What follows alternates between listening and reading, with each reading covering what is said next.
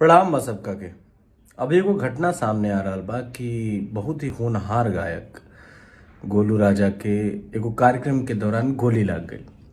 हम काले से उनका के 2-3 बारी फोन ट्राई कैनी बट फोन लागत नहीं के स्विच ऑफ बतावता।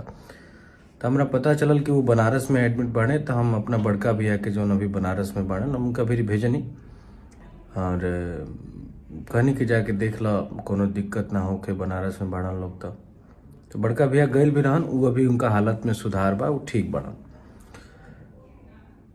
एकरा आगे के बात ई बा, हम जौन कहे खातिर वह सबके सामने आइल बानी कि एगो गायक जौन केहू के द्वार पर जाला चाहे कोनो मंच पर जाला,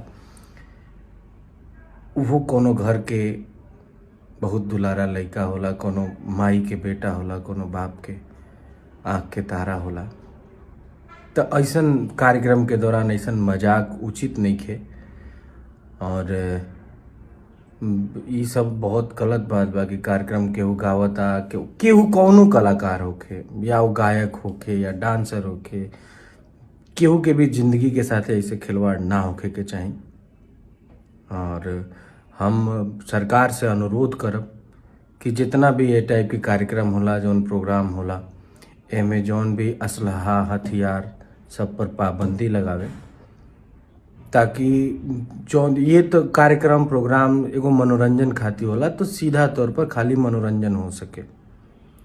ये सब उचित नहीं है केहू के भी जिंदगी के साथ ही खिलवाड़ के। अभी तो जांच के विषय बा कि वो गोली संजोग बस लाग गई या फिर जानबूझ के मारल गई। लेकिन अगर ये जड़ के ही ख़त्म कर देवल जाओ कि कार्यक्रम में प्रोग्राम में असलहा हथियार अलाउ ही ना कल जाओ, तो इन सब चीज़ों से निजात मिल सकेला। तो आगे से ये सब बात के ध्यान रखे के होई और हम सरकार से गुजारिश करब, उत्तर प्रदेश सरकार, बिहार सरकार, कहीं से भी जहाँ पे कुल